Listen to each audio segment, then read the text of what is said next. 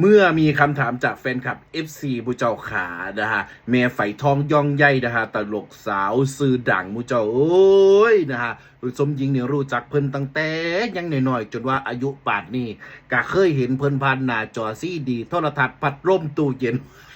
ไปเฮ็ดอย่างในตู้เย็นบ่สิว่าฉันเอารูปแล้วไปติดในตู้เย็นมูเจ้าขาเนาะเพิ่นก็ตอบได้ดีมากๆเลยนะฮะว่าเป็นหยังค่อยบ่ย้ายวง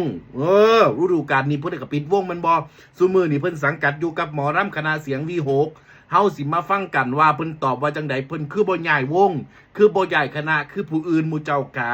สำหรับสมหญิงมองว่าเพิ่นตอบได้สวยและน่ารักและก็เลิศหมู่เจ้าขาเพิ่นบอกว่าได้อยู่ที่นี่ดีแล้วสิย้ายเฮ็ดอยากหมู่เจ้าขาและก็เหตุผลที่แต่ก่อนเป็นยังค่อยย้ายไปย้ายมาย้ายเรื่อยๆนะฮะเพราะอะไรนะหมู่เจ้าขาคลิปนี้มีคำตอบอยากฟังอยู่บ่อยากฟังก็ถาฟังในเด้อจังใดก็อย่าลืมกดไลค์ให้หนูนำกดไลค์กดแชร์นะฮะเพื่อเป็นกำลังใจในการหาข่าวมาเว้าสู่ฟังเด้ออย่าลืมนะคะว่าแม่นว่าสิเบิ่งซื่อๆเฮามาฟังแม่ไฝเว้ากันนะคะแม่ไฝไม่คิดจะ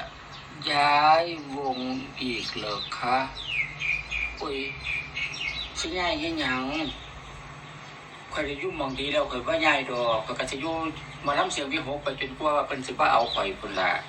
แต่ว่าคันหมอลำเสียงวิหกบ่เอาข่อยก็สิเศร้าข่อยก็สิพักแล้วข่อยเฒ่าแล้วข่อยบ่ย้ายมันยุ่งมันยากมันลำบากมันเมื่อยดอกสิย้ายไปรับเริ่มต้นนับหนึ่งไม่เฮ็ดหยังแต่อยู่หม้องดีแล้วบ่ย้ายดอกค่ะเห็นบอกผ่านมาที่มันได้ย้ายดูๆนั่นเพราะว่ามันก็มีเหตุผลของมันก็มีเรื่องมีเหตุเฮ็ดให้ต้องได้ย้ายอันล่ะใครอยู่ซื่อๆบ่มีผู้ใดอยากย้ายดอกเหตุก็เกิดจากเจ้าของนี่ล่ะบ่ได้โทษผู้อื่นดอกค่ะแต่เดี๋ยวนี้บ่ย้ายบ่ย้ายแล้วขอบคุณหลายๆเด้อสำหรับคำถามนะคะเห็นยังไงคะง่ายบ่โอ้เพิ่นตอบได้ดีตอบเลยเด้อตอบได้ให้ผู้รับบริหารยิ้มแย้มแจ่มใสกันเลยทีเดียวนะฮะแม่ไฝเนี่ยเพิ่นก็อยู่หลายคณะหลายวงแล้วบางคนก็สิว่า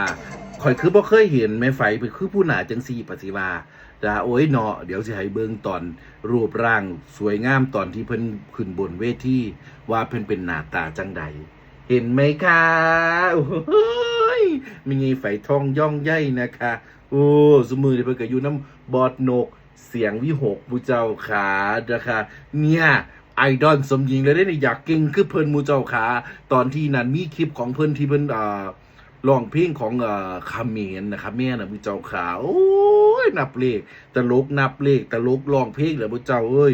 ดังคักอีหลีแต่สมัยเพิ่นอยู่กับพินแคนแดนอีสานวงของคุณแม่สิริพรอ่ำไปพงหมู่เจ้าอุ้ยพุ่นนะคันเห็นหน้าทุกคนสิอ๋อทันทีเลยค่ะ